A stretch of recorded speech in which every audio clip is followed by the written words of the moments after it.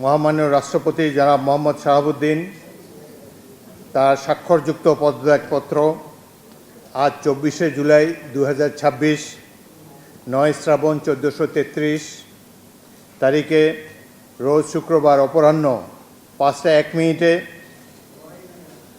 আমার নিকট পদত্যাগপত্র দাখিল করেছেন। ফলশ্রুতিতে সংবিধানের 54 অনুচ্ছেদ অনুযায়ী আমি রাষ্ট্রপতির দায়িত্ব গ্রহণ করেছি।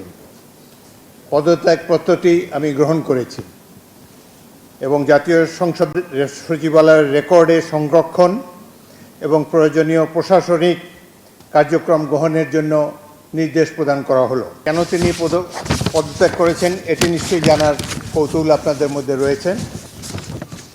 তিনি লিখিতভাবে জানিয়েছেন যে তিনি গুরুতর অসুস্থ, হৃদরোগ, উচ্চ রক্তচাপ, ডায়াবেটিস ও কিডনি জটিলতায় তিনি ভুগছেন।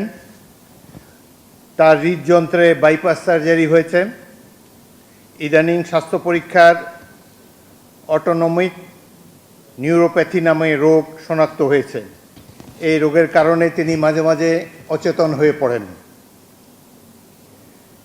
এসব রোগের প্রাদুর্ভাবে এবং শারীরিক ও মানসিক অসমর্থতার কারণে রাষ্ট্রপতির মতো গুরুত্বপূর্ণ সাংবিধানিক পদের দায়িত্ব পালন করা তার পক্ষে সম্ভব হচ্ছে না। তার দীর্ঘমেয়াদী চিকিৎসার প্রয়োজন। এই কারণেই তিনি স্বাস্থ্যগত কারণে পদত্যাগ করেছেন এবং বাংলাদেশ জাতীয় সংসদের স্পিকার হিসাবে এই পদত্যাগপত্র আমি গ্রহণ করেছি।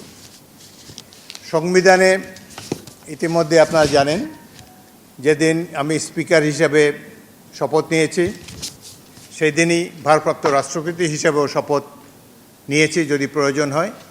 একইভাবে আমাদের ডেপুটি স্পিকার সাহেব তিনিও যখন ডেপুটি স্পিকার হিসেবে শপথ নেন শপথের অংশে বর্ণিত থাকে যখন বলা হবে কোনো কারণে যখন স্পিকারের চেয়ার শূন্য থাকবে তখন ডেপুটি স্পিকারের পদের দায়িত্ব পালন করবেন।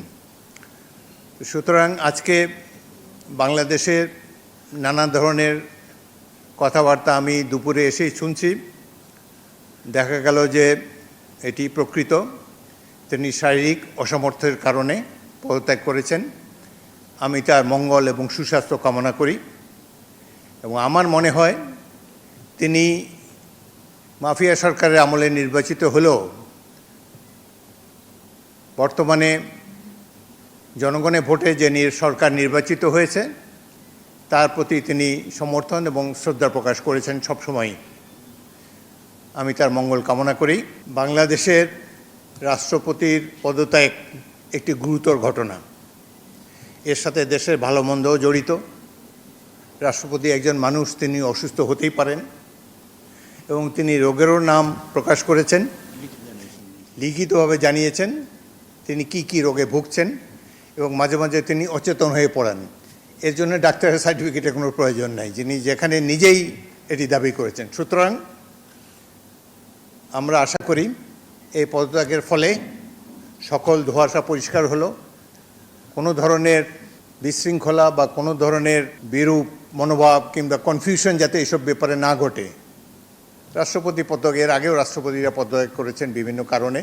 রাষ্ট্রপতি দেশের একজন সম্মানিত মাননীয় রাষ্ট্রপতি, তিনি পদত্যাগ করতেই পারেন এবং এই চেয়ার তো কখনো শূন্য থাকে না। এবং আমি জাতীয় সংসদের স্পিকার হিসাবে এই পদত্যাগপত্র গ্রহণ করেছি। এটি হলো বাস্তবতা। আশা করি সকল ধরনের কনফিউশন এখন থেকে দূর হয়ে যাবে। আপনাদের সবাইকে অসংখ্য ধন্যবাদ।